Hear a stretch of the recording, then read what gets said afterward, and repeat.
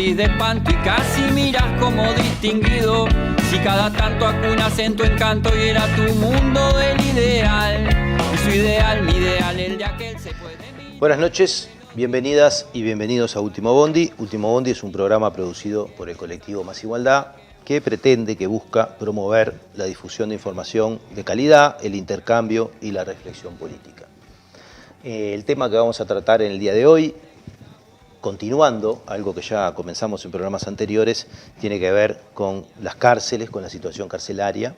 Y en este caso queremos hacernos una pregunta muy de alto interés político, que es ¿qué hacemos con las cárceles? Para eso trajimos en este caso dos invitadas que nos van a acompañar en los minutos de esta noche, que las voy a pasar a presentar. Hoy nos acompaña Ana Juanchi Molina. Ana es doctora en estudios latinoamericanos y magíster en derechos humanos, investiga, publica y desarrolla asistencias técnicas sobre sistemas penitenciarios y sobre el enfoque de derechos humanos en las políticas de ejecución penal. Entre 2016 y 2020 fue subdirectora nacional técnica y directora del INR, es docente de la UCLAE, de la Universidad de la República y de la Universidad Católica de Chile. También nos acompaña Diana Noy López. Diana es psicóloga, trabaja en el sistema penitenciario desde el 2002, fue directora del Centro Nacional de Rehabilitación, fue directora en Cárcel de Mujeres, subdirectora técnica en el Centro de Formación Penitenciaria y coordinadora del interior en equipos técnicos de la Dirección Nacional del Liberado. También es docente invitada en Facultad de Psicología y especialista en primera infancia.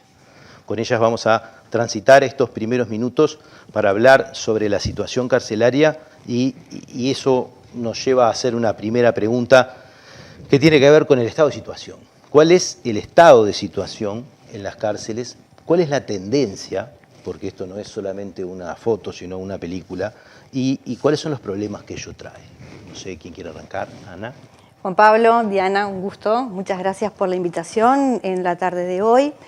Bueno, lo primero que me gustaría comentar es que de alguna forma la situación del Uruguay es una situación que no es extraña en el concierto internacional, sobre todo en la región, ¿verdad? Uruguay sigue los pasos de sus pares en esto de profundizar el estado punitivo, cada vez más conductas, nuevas conductas que antiguamente no eran concebidas como delitos, sí lo son actualmente. Y esto responde un poco a lo que ha sido la evolución también de las sociedades, ¿no? Sabemos que las sociedades firman contratos sociales y de alguna forma determinan cuáles son las conductas aceptadas, cuáles son las conductas desviadas y también el tipo de castigo. Históricamente, el delito y la pena han evolucionado conjuntamente y de acuerdo a pautas culturales. Entonces, para el Uruguay y para cualquier otra sociedad, una conducta que hoy nos parece reprochable y que incluimos con estándares muy particulares de punitividad, quizás hace 20, 30 años no lo era. Y esto es, de alguna manera, un factor importante de la explicación de la magnitud que tiene el fenómeno de la prisionización en nuestro país, particularmente gigantesco en relación con la cantidad de personas que somos y en relación con los índices de delito y con los índices de violencia que tiene el Uruguay. Más de 400 personas cada 100.000 habitantes prisionalizadas. En el concierto latinoamericano tenemos una región que ronda los 380 personas cada 100.000 habitantes, también privadas de libertad. Es una tasa que cuatriplica la asiática, triplica la europea y duplica la africana. Entonces, de alguna forma, estos son datos de la Oficina de las Naciones Unidas contra la Droga y el Delito, y de alguna manera está diciendo cuál es la respuesta en nuestra región y en nuestro país, en ese concierto regional, respecto de estas nuevas, de este nuevo fenómeno, ¿verdad? El delito ha crecido, eso es un hecho también que es innegable, es incontrastable. El delito ha crecido, pero también la respuesta no ha variado frente a este fenómeno, sino que se ha consolidado y siempre sigue siendo la misma, ¿no? Más cárcel, más penas, más duras, más tiempo. Ahí va, un poco por ahí también. Hola, buenas noches.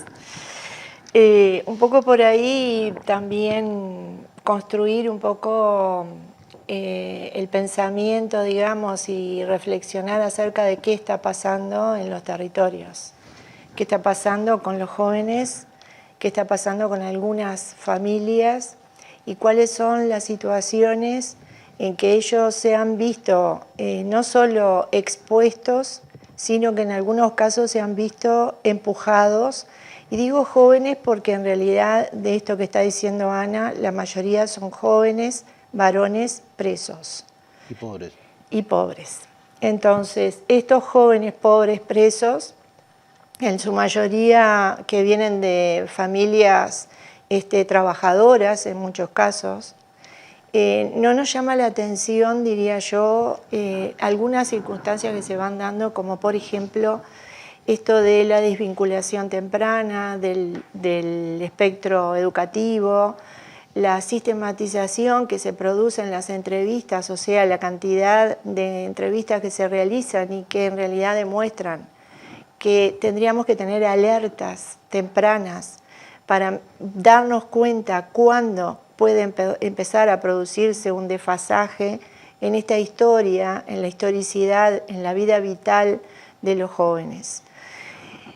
Las jóvenes han aumentado casi, creo que son 1000 mujeres privadas de libertad hoy, también en una situación compleja porque en su mayoría, como decía Ana, existe un delito cuando antes no lo existía a partir de la LUC.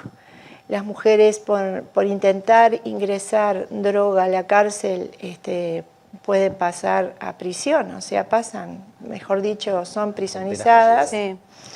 Y por lo tanto eso también, no solo por esa causa ha aumentado la prisonización, pero sí tiene un gran porcentaje, no sé cuánto.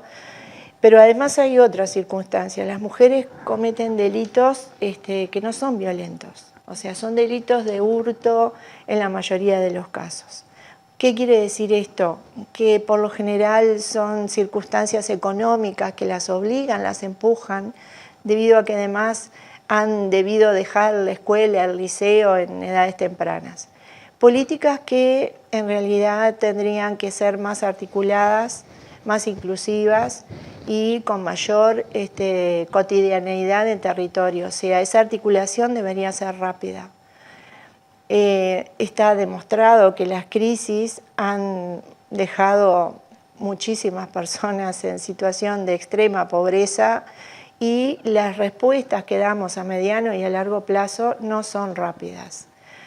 Hay un material muy interesante de Andrea Vigorito cuando ella plantea en un momento esta circunstancia de poder hacer que lo económico, o sea, la crisis económica o monetaria que vive una familia, así como la crisis que vive la familia por no estar incluida en un sistema, en determinados momentos después de la crisis debería ser automáticamente superado por las políticas sociales y públicas que se le pudieran brindar en territorio.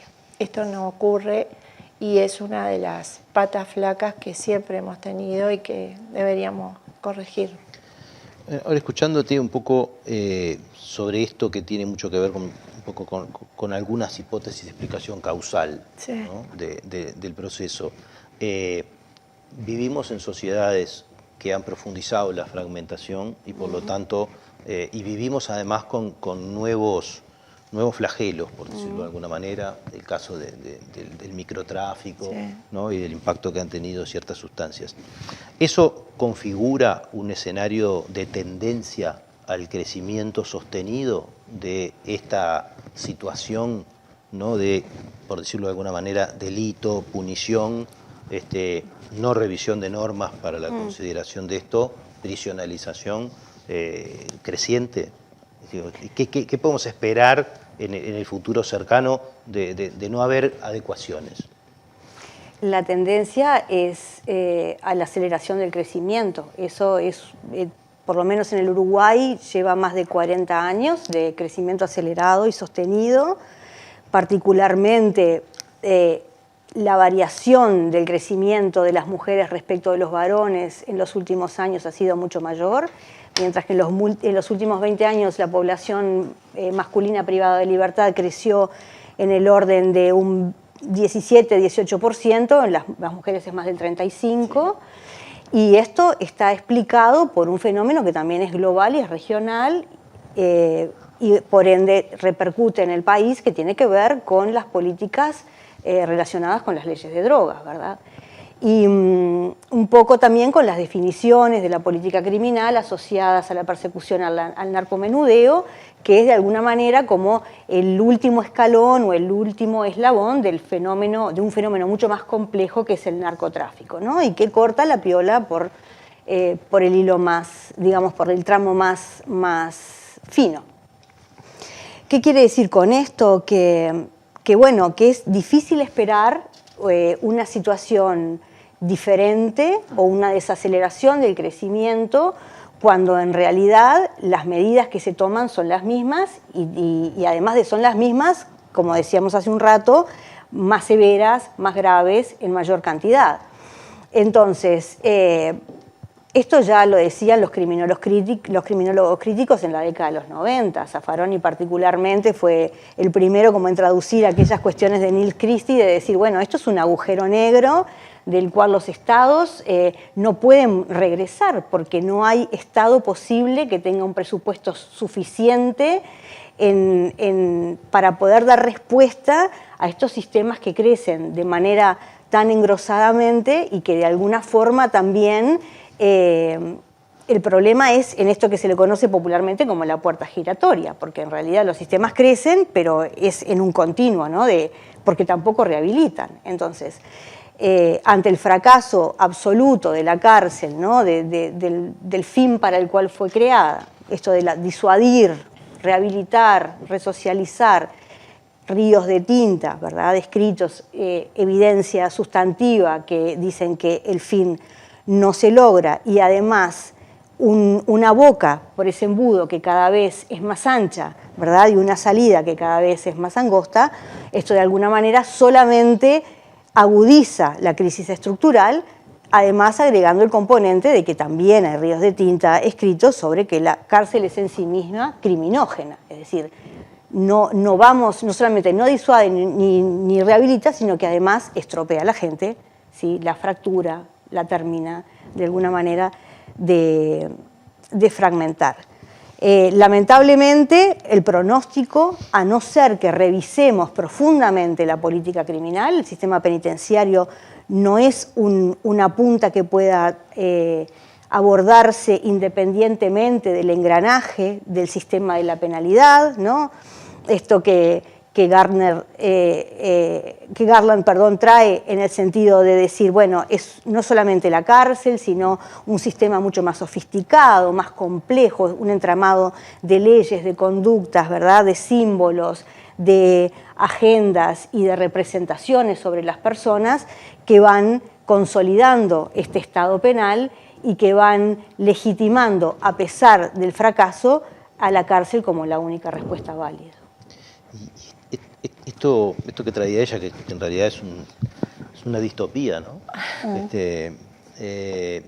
¿Cómo se materializa en la vida concreta de los territorios y de las personas que conviven con esto, que además están bastante acumulados, ¿no? O sea, sí.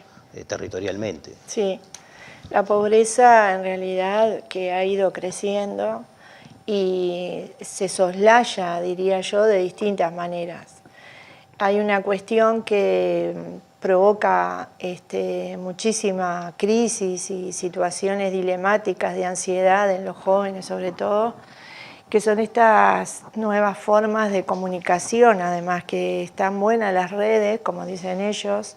Hay un rapero que está muy bueno como lo describe, en este momento no recuerdo el nombre, pero él habla sobre el tema de las redes y la comunicación que llega a los jóvenes en determinado momento, ¿no? ¿Qué manejo hacen a su vez de esta utilización? el éxito, el sentirse exitoso, el estar bien, el ser como son los otros que aparecen en la pantalla, son cuestiones que también generan no solo crisis, sino realmente en algunos casos suicidios. Hemos tenido un aumento del suicidio considerablemente, sobre todo en Montevideo y en nuestro territorio. Lamentablemente aumenta la cantidad de personas privadas de libertad y aumenta el número de suicidios en personas jóvenes, en un país donde la mayoría tenemos más de 50 años. Entonces, si realmente no nos ponemos a pensar en esto de qué es el republicanismo, o sea, de qué se preocupa el republicanismo, ¿no? Se preocupa de la comunidad, del otro, del hacer con otros, de no dejar liberado al azar las cuestiones ciudadanas, sino que es una co-construcción de ciudadanía. El republicanismo lo dice, la sociedad se transforma y por lo tanto yo tengo que estar pensando constantemente, anticipándome en la estrategia, que puede ser una estrategia pública, puede ser una estrategia de Estado. Tengo que anticiparme a las consecuencias y voy a tener más número de presos y mayor cantidad de suicidios. Está bien interesante esto que traes de mirar al preso o de mirar el suicidio. Podríamos agregar el consumo problemático como una forma de despegarse de lo correcto, de la sociedad integrada, de ese modelo tan ilusorio que tenemos muchas veces como lo que está bien o como la cultura hegemónica, ¿no? Sí. Distintas formas de protesta individual en relación a eso que se impone como una norma. Me estoy acordando, el rapero dice algo así como, vos querés que yo sea feliz, pero no feliz a tu manera. Soy feliz a la mía y estas cuestiones tienen otro camino, no sé cómo es que dice. Pero deja ver bien en ese rap de tristeza y de calle la situación que se vive, no solo por las personas que viven en calle, en situación de calle, sino por los jóvenes en búsqueda de un cambio. Sí, vos hablaste de pobreza y digo, estos son pobrezas, ¿no? Totalmente. Que no tienen nada que ver quizá con lo que muchas veces asociamos con pobreza monetaria, con las estadísticas, y son enormes bolsones de pobrezas que están ahí acumulados en la sociedad, y de eso capaz que es de lo que estamos hablando en el fondo. Pero vamos a seguir en el segundo bloque de Último Bondi, intentando ver un poco esto que vos también traías ya, ¿no? ¿Cuál es la situación mundial en esto? ¿Cuáles las diferencias entre este camino que no sé si hemos optado, nos caímos, ¿no?, en este camino, o hemos optado, habría que ver, y lo que está pasando en otros lados, ¿no? Y cómo podría haber sido otro camino. Así que volvemos en un minuto en el segundo bloque de Último Bondi.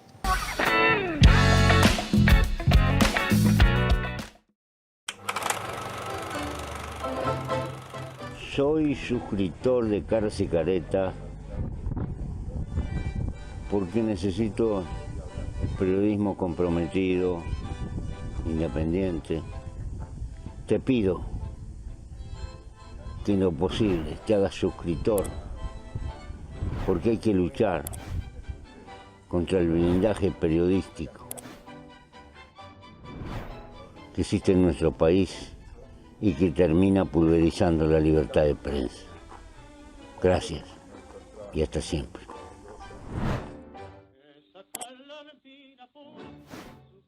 A vuelta, ahí, tan. Es un honor formar parte de Caras y Caretas TV, donde hay lugar para todo tipo de contenido y también para el humor. ¡Sumate!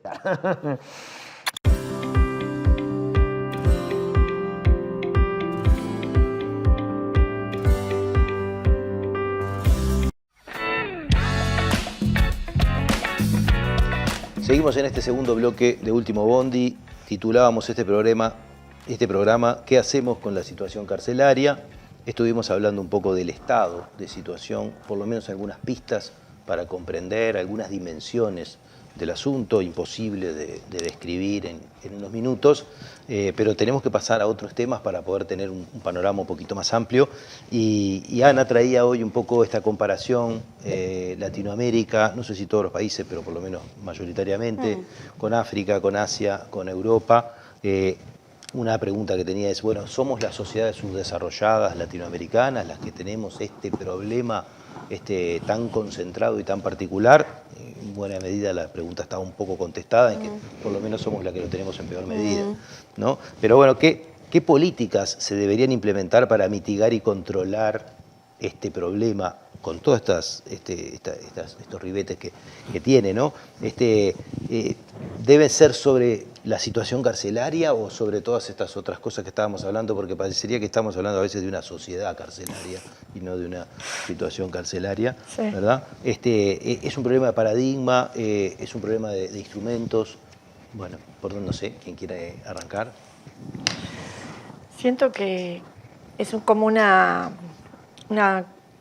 articulación entre, sí, paradigmas en parte, pero hay una construcción, además, me da la sensación territorial de lo que es la violencia. O sea, la violencia como abstracta y como palabra no dice nada, pero en las consecuencias de las personas sí dice mucho. La violencia, entonces yo me pregunto, y se han preguntado otros también, ¿qué es, dónde está y quién la inicia? ¿Cómo comienza la violencia y qué interpreto yo por violencia? O sea, en mi vida es algo que seguramente interrumpe el ciclo y el proceso que yo estoy llevando adelante, ya sea violencia basada en género, violencias dentro de la pareja, pero hay violencias sociales que también interrumpen los procesos y generan crisis. Estas violencias, para mí, que están instaladas no solo tanto en nuestro país como en el Río de la Plata, supongo que en otras cuestiones también, digo, en otras sociedades donde las personas también tienen las mismas problemáticas porque las necesidades son las mismas, el tema son los satisfactores. O sea, cómo yo hago para poder cumplir con determinados estándares que me están pidiendo, que me están solicitando, que me están exigiendo. Y bueno, y ahí la sociedad sí responde de una manera violenta, sería esa sociedad que está no escuchando, no percibiendo, que además, no sé, si tenés una dificultad enorme para conseguir determinadas pautas que te permitan sobrevivir en algún caso, seguramente eso sea sentido como violencia. Esto que traes vos, que de una manera u otra es cuánto cuesta tener un lugar en el mundo, en un mundo que no le da un lugar a todo el mundo, no. También se desplaza a este espacio, ¿no? A veces lugar. Tener un lugar es tener este lugar, ¿no? De vuelta con la misma pregunta, ¿qué políticas se podrían implementar, por dónde ir, sin ir ya a qué hacer, ¿no? Que capaz que más concreto, pero ¿por dónde pensarlo esto? ¿Son políticas adentro de las cárceles? ¿Son políticas del sistema? ¿Son políticas afuera? Hay quienes dicen las dos cosas, ¿verdad? Hay quienes dicen, quienes ven las cárceles como un problema. Esto se ha puesto en la agenda política siempre como un problema de gestión, ¿verdad? Y probablemente haya problemas de gestión, como hay cualquier institución compleja, y más en estas, que son muy complejas, pero hay cosas que escapan totalmente a la gestión específica, ¿no? De una sectorial. Absolutamente.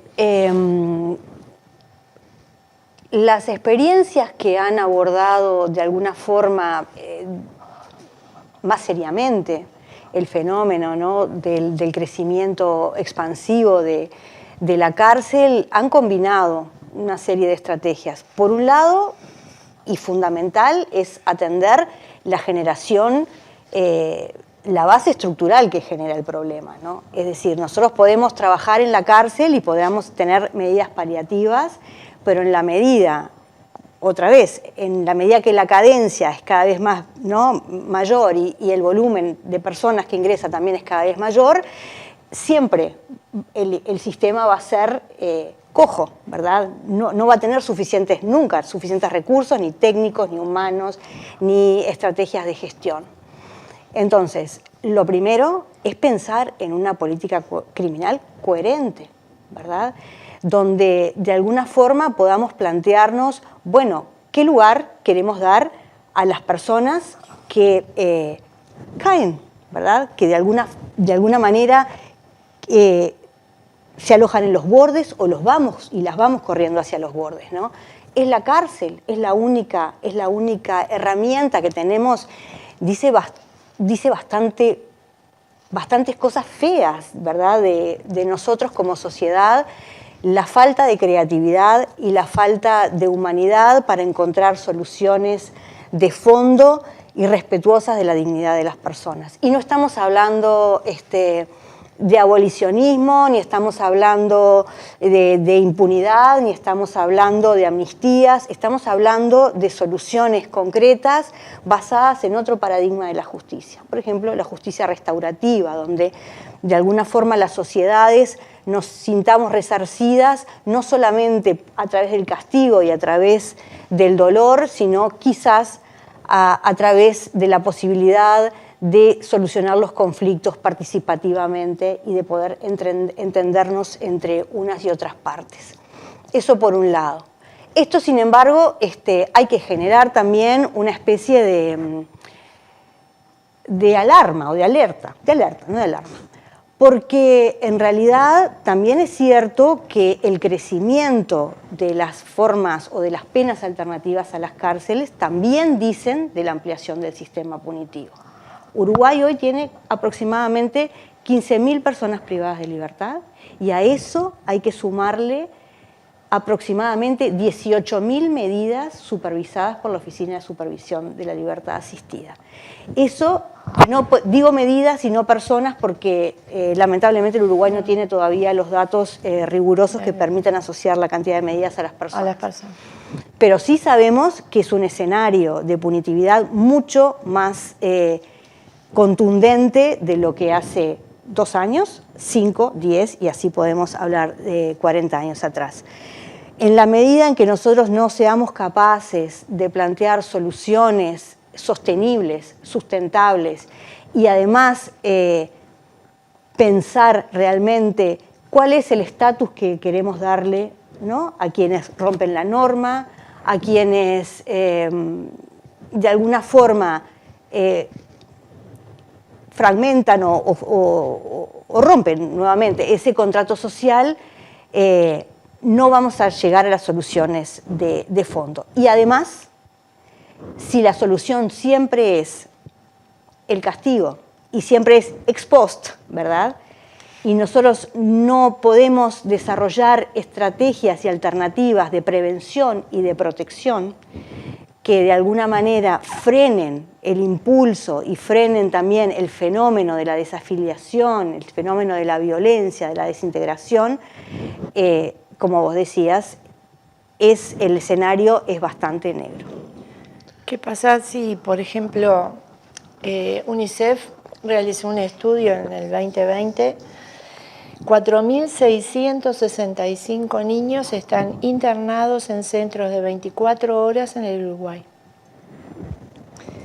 Si nosotros nos ponemos a reflexionar en torno a esto y en esta situación pensando, ¿no?, qué tendría que pasar, o sea, con esta alerta, dónde tendría que estar, seguramente nosotros necesitamos políticas, no solamente políticas sociales o políticas económicas, ya sea monetarias o políticas multidimensionales para no solo sostener a los hogares monetariamente, sino que para incluirlos en otros sistemas que son necesarios, salud, educación, vivienda. ¿Cómo hacemos nosotros para saber y conocer esas alertas? ¿Dónde están? ¿Por qué hay casi 5.000 niños en el 2020 internados en centros de 24 horas del INAU? ¿Por qué? Entonces, ¿solamente la culpa y la responsabilidad es de la familia?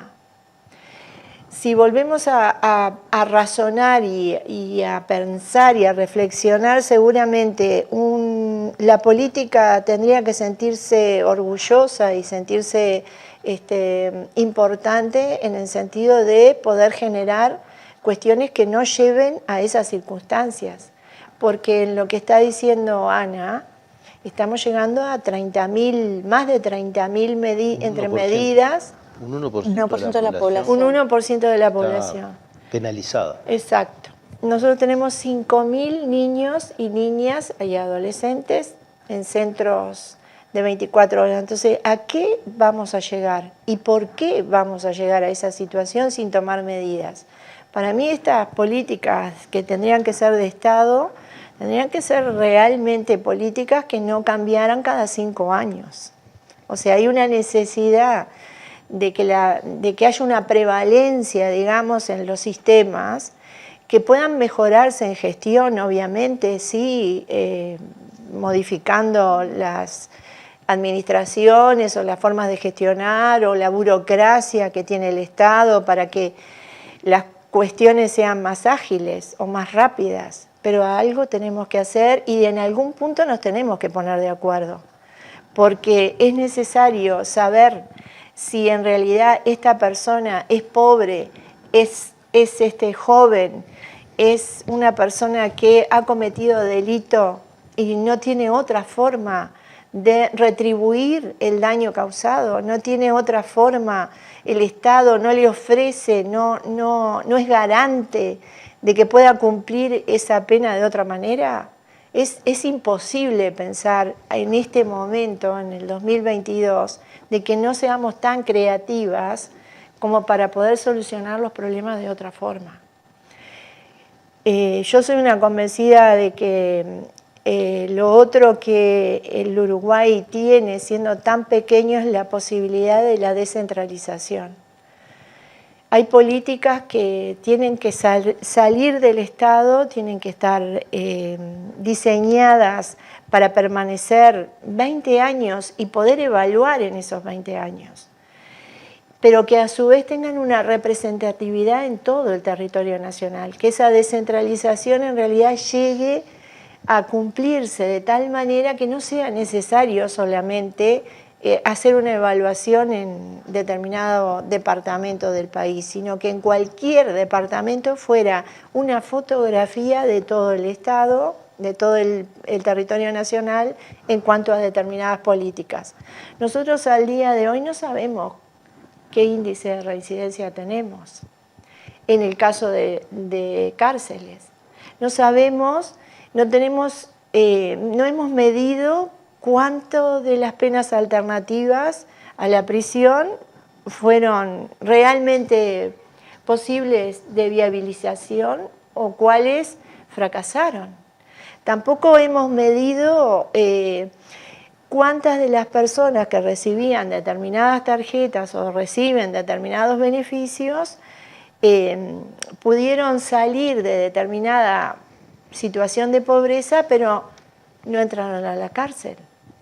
Entonces, ¿cuántos jóvenes han pasado por la cárcel y dejaron en segundo o tercero de liceo de UTU? ¿Por qué? ¿Cómo fue que pasó eso? ¿Y cómo es que no se enciende una alerta? Si bien son los maestros y los profesores los que terminan preocupándose y ocupándose de la situación, pero si nosotros estamos diciendo que existe una situación nacional que tiene que ver con la imposibilidad de continuar determinadas políticas que permitan, yo no estoy hablando de prevenir la cárcel, yo estoy hablando de que la persona pueda cumplir y desarrollarse sosteniendo sus propias necesidades. Favorecer un proyecto de vida en vez de... En lugar de... Bien. Bueno, se nos terminó el segundo bloque. Vamos a volver en un minuto para repasar un poco qué se ha hecho en realidad. Sí. Y qué queda por hacer. Porque un poco vos ya estabas tirando algunas cosas que me parece que están en la agenda, que podrían ser objeto de rediscusión. Y bueno, a la luz de todos estos datos que nos trajiste, que son realmente estremecedores, pensar y tirar algunas ideas para pensar. Volvemos en un minuto en el tercer bloque de Último Bondi.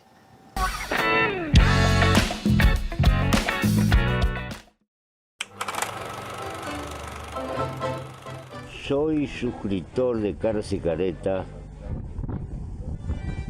porque necesito periodismo comprometido, independiente. Te pido que en lo posible te hagas suscriptor, porque hay que luchar contra el blindaje periodístico que existe en nuestro país y que termina pulverizando la libertad de prensa. Gracias y hasta siempre.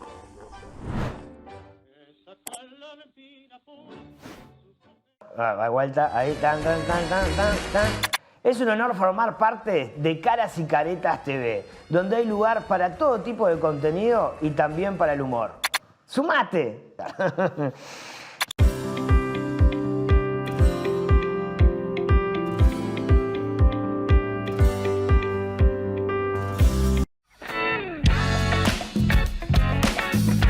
Seguimos en este tercer bloque de Último Bondi. Estábamos hablando de qué hacemos con la situación carcelaria y estábamos viendo algunos números que nos desalientan como nación, como sociedad, y que, bueno, hay que incluirlos dentro de la agenda de los problemas a visibilizar.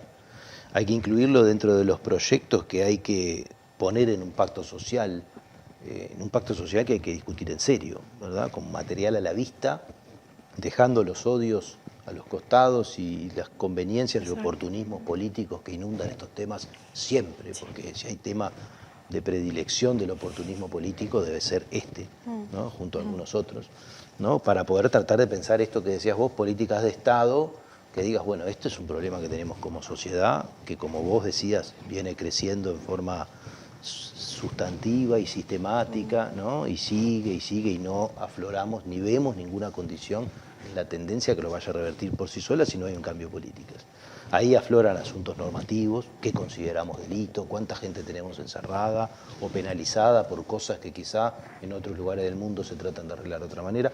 Veíamos condiciones determinantes, ¿no? A nivel social, a nivel cultural, ¿no? De oportunidades y cosas que podrían estar haciéndonos discutir el proyecto de vida en vez de ver qué pasa con estas cosas que no son lo que la sociedad considera bueno, ¿no? Y viene la hora de pensar, bueno, ¿y qué se ha hecho, ¿no? Desde aquellas, en cierto sentido hay quienes dicen que seguimos con las mismas instituciones de hace 100 años o más, algunos matices, pero no realmente grandes cambios.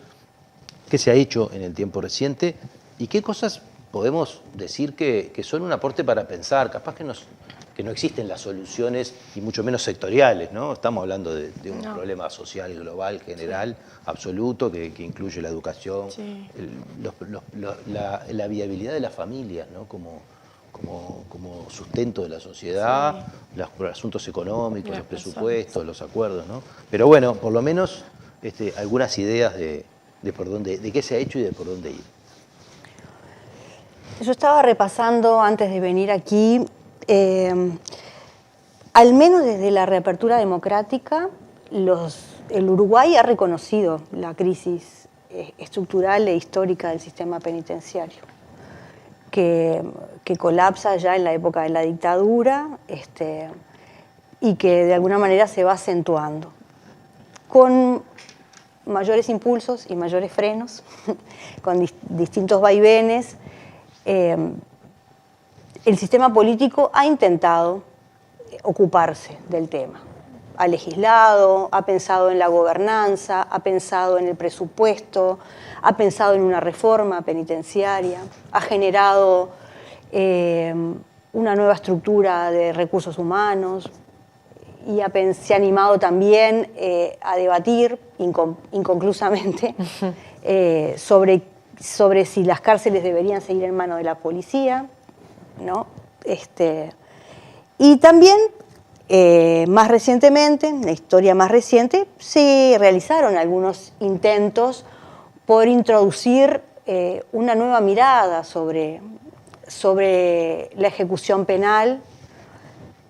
En primer lugar, garantista de los derechos humanos, porque no hay ninguna circunstancia que le permita al Estado arrogarse la potestad de maltratar a las personas por acción o por omisión, y la privación de libertad está incluida en ese conjunto de circunstancias. El Estado es garante de las personas particularmente porque están en una relación de indefensión, ¿verdad? Porque no pueden autodeterminarse, no pueden resolver su vida.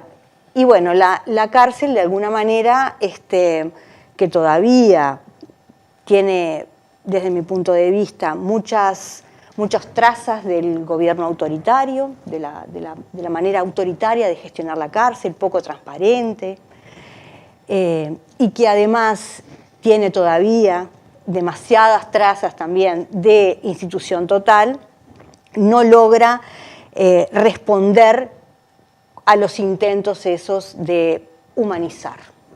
Pero también hay condiciones materiales que imposibilitan eso. Y volvemos nuevamente a lo mismo. Si tú tenés un sistema que tiene la capacidad para 10.000 personas y tenés 15.000, y si tú tenés de alguna forma también un presupuesto que te permite más o menos paliar la comida digna para 10.000 personas y tenés 15.000, ¿verdad? Y además esas personas cada vez más acentúan sus necesidades básicas, ¿verdad? Estamos hablando de personas realmente, un sector importante, no quiero arrogarme la generalización, pero hasta que estuvimos vinculados a la gestión, al menos el 30% de las personas privadas de libertad carecían de visitas, de redes sociales próximas que de alguna manera con las que pudieran mantener un contacto con el afuera, con los vínculos, ¿verdad? Los parias del sistema, ¿verdad? Esos que no tienen ningún Su única lugar. vida social era la cárcel. Sí, la cárcel, pero además, ¿en qué condiciones? Porque como no tienen nada para transar en el ambiente criminógeno de la cárcel, también son relegados a los sectores Más. sí, de aislamiento, ¿verdad? De protección administrativa, etcétera, etcétera. Entonces, todo esto largo para decir, Uruguay ha intentado hacer cosas. El problema es que volvemos a apostar a las situaciones que son, a las medidas que son paliativas y que de alguna forma atacan la manifestación del problema, pero no la causa del problema. Entonces, ¿sobre qué hacer? Yo creo que lo primero que tenemos que hacer es dejar de hablar entre convencidos. Es decir, yo quiero discutir con los que piensan antagónicamente respecto de mi manera de entender el fenómeno.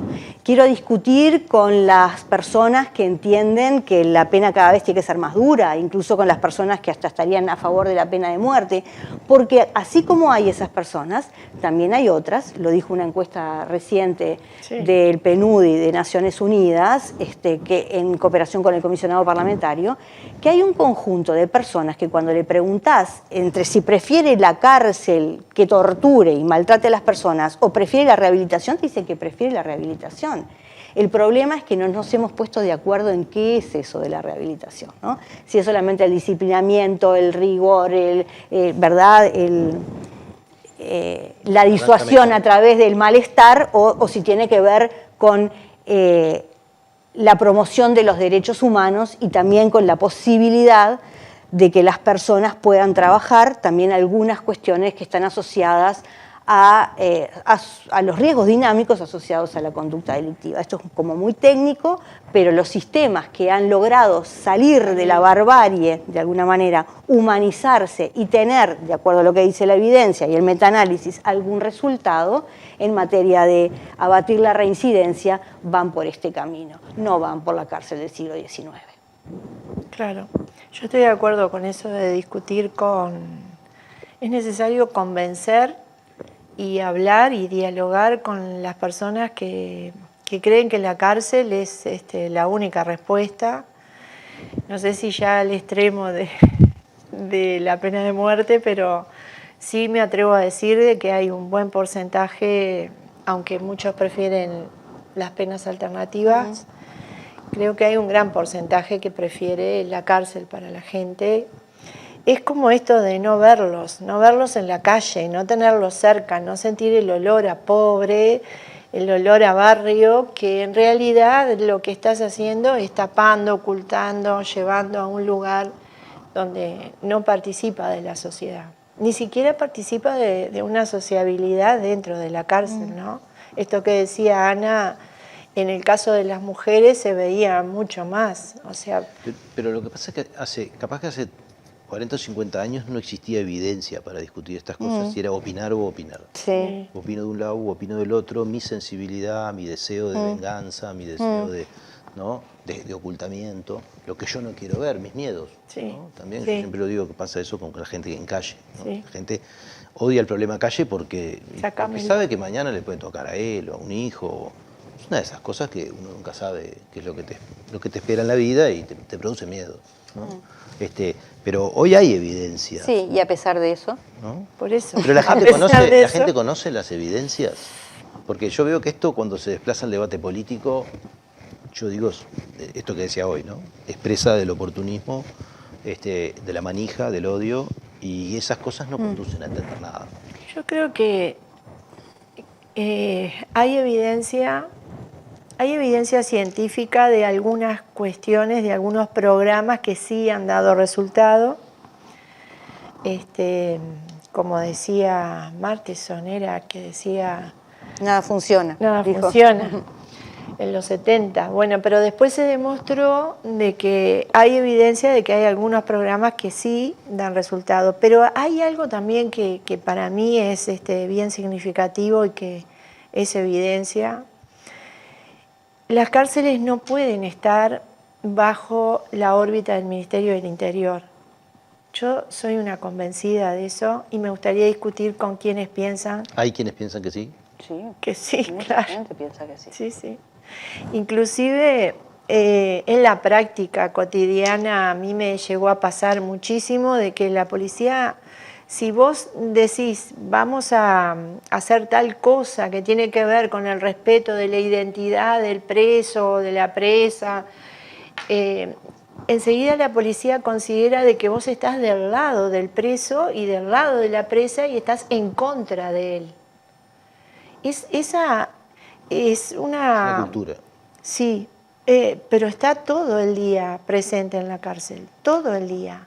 Entonces es muy difícil trabajar así porque es muy difícil imponer la evidencia que el respeto por los derechos de las personas también devuelve, o sea, hay una reciprocidad en eso, es recíproco, que hay una respuesta más adecuada, más proporcional a lo civilizatorio. Sin embargo, en la policía, por lo menos en lo que a mí me tocó, en la mayoría de los casos, no en todos, la policía siente como que el hecho de hablar de los derechos de las personas que están privadas de libertad, bueno, por algo siempre le llamaron pichi, en lugar de persona privada de libertad o preso. Entonces ahí también estás dando a entender algo en el ambiente que estás trabajando, porque tú estás trabajando en un ambiente donde consideras que trabajas con un pichi. ¿Qué es un pichi? Entonces me gustaría discutir a ese nivel de discusión, diría yo, de personas que creen que la cárcel es la única respuesta.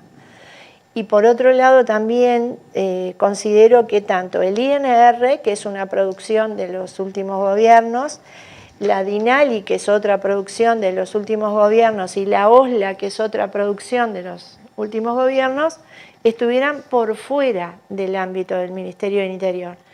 Acabo de poner un ejemplo, quizás no sea significativo y no tenga nada que ver, pero sí soy una convencida de que en alguna forma la sociedad civil también tiene que hacerse cargo de esto y por lo tanto no el Ministerio del Interior y la policía.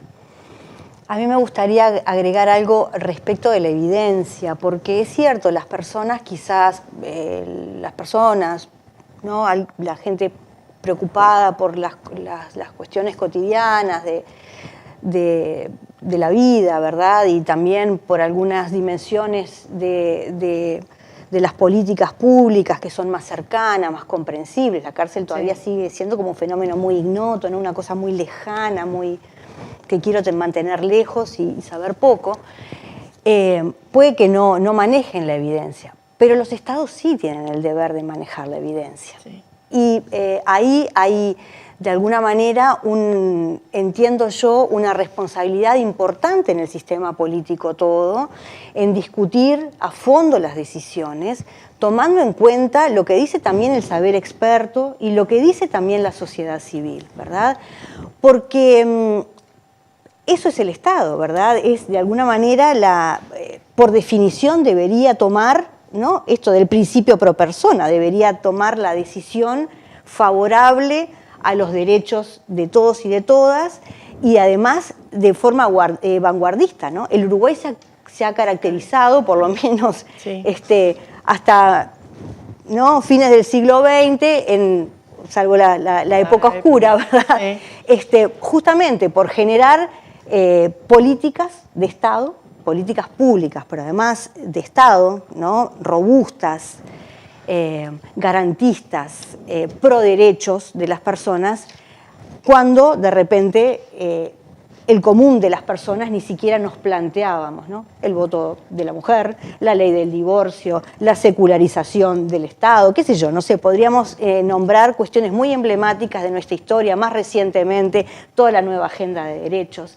Entonces, podemos promover y podemos comprometernos en los derechos de algunos colectivos, podemos reconocer que tenemos un problema importante en los temas de igualdad y no discriminación respecto de las mujeres, y algo nos pasa con este grupo de personas que no los podemos reconocer, ¿verdad? Y que no podemos de alguna forma trascender la respuesta tan a esta altura primitiva sobre la conducta criminal. Yo estaba pensando ahora mientras ustedes decían sobre esto del fondo del asunto, ¿no?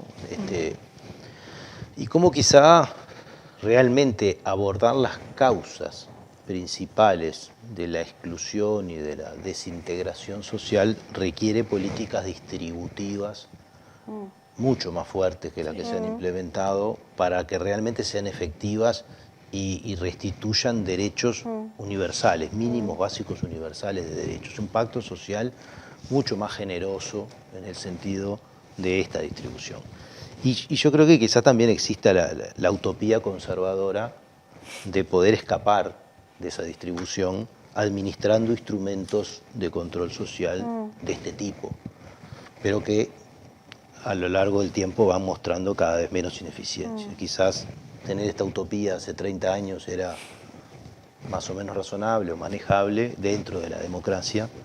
Hoy dentro de la democracia parecería que no viene siendo muy sostenible, ¿no? Porque realmente cuando uno mira todo lo que hay por hacer, de lo que está alrededor, no del instrumento sobre el que se centran las discusiones, encuentra que es mucho, en vivienda, en educación, en acompañamiento. Sí. ¿No? O sea, realmente hay que hacer una inversión social enorme y quizás respecto a esa inversión siga siendo más barato sostener cárceles, aunque no tiene ningún resultado.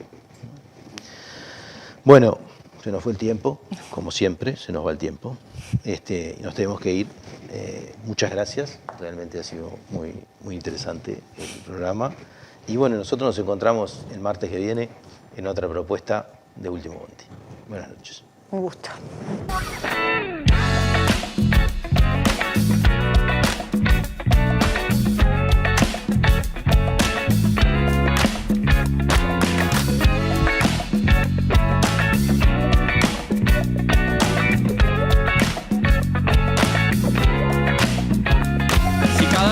Te morís de espanto y casi miras como distinguido.